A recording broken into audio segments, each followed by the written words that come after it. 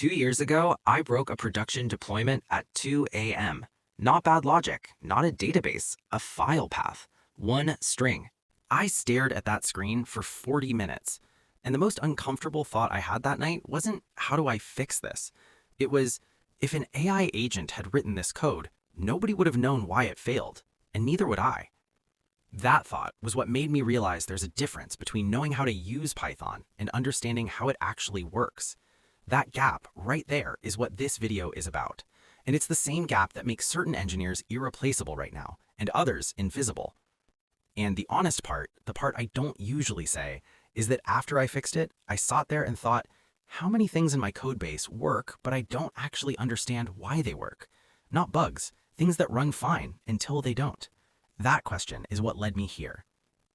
I've reviewed code from hundreds of Python developers over the last year, beginners, seniors, DevOps engineers with a decade of experience. The single most consistent problem? Treating paths like they're just strings. In this video, we go from fragile legacy os.path logic to production-grade Pathlib patterns that work on Windows, Linux, Docker containers, and cloud-native file systems. No exceptions, no midnight pages. Stick around until the end. I'll show you the exact pattern that makes deployment scripts portable across every environment you'll ever touch, and why it's the same one AI agents keep getting wrong. Let's get into it. Here's the line that broke my deployment. Look at that last line. os.path.splitx, os.path.basename, path 0. 3 functions, 1 import, everything nested, just to answer, what is this file called? That's the cognitive tax you pay every time you touch this code. But the real problem isn't readability. Let me show you what actually breaks in production. The container didn't have the directory. The string had no way to know that, check it, or create it. That's not a bug, that's a design failure. The real mistake isn't syntax. The mistake is conceptual. A file path is not a string, it's an object. Strings can't tell you their own extension. Strings can't create their parent directory. Strings can't resolve themselves relative to the script that's running.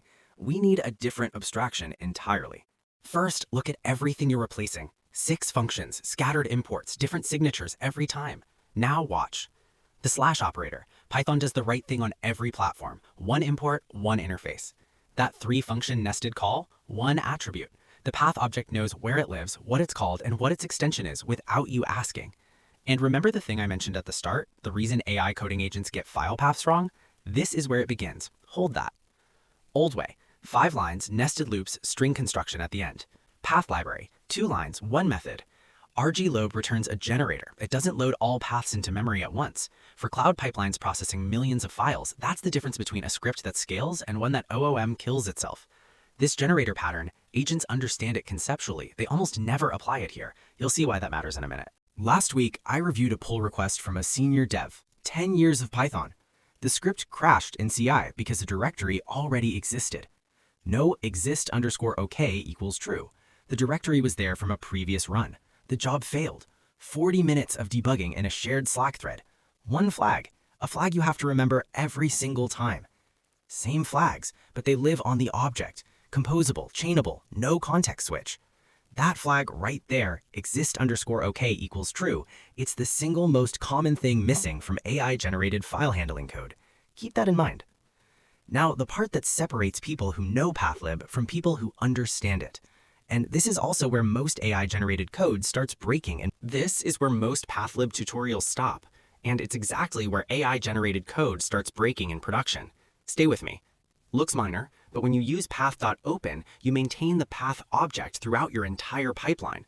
The moment you pass files to async I/O systems that expect path-like objects, not raw strings, you don't break. You deploy a Lambda function, it generates a file, writes it to temp. Next invocation tries to read it. Fails silently. Not a crash, a silent failure. The kind that takes 4 hours to find because there's no error, the file just isn't there when you need it. The cause? The file was written with permissions 00600, owner read write only. The next invocation runs under a different execution context and can't see it. 1 line fixes it permanently. The thing that makes this different from os.stat is that it lives on the object. You don't need to remember to import a separate function. The path knows how to describe itself. Here's what I promised at the start. When an AI coding agent generates file handling code, it usually reaches for os.path, It works on the machine where the test ran, but the moment it moves to a container, a different OS, or a cloud volume, it fails silently. The agent can't catch this. It doesn't know what environment the code will run in. Engineers who understand Pathlib can review, catch, and fix this in 30 seconds. Engineers who don't, can't.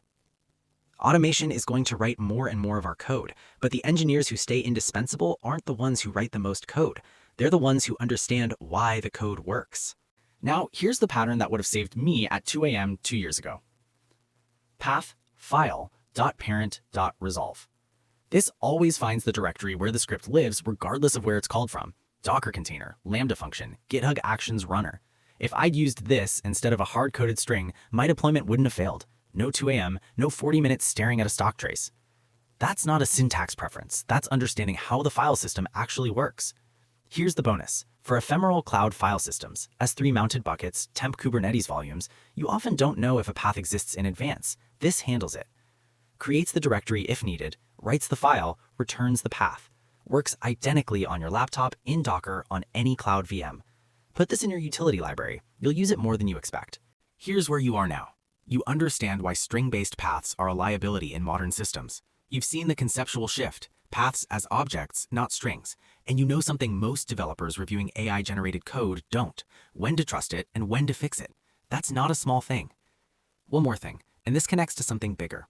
The reason this mistake is so common, the reason seniors with 10 years of experience still forget exist_OK equals true, the reason AI agents keep generating legacy paths, isn't really about Pathlib.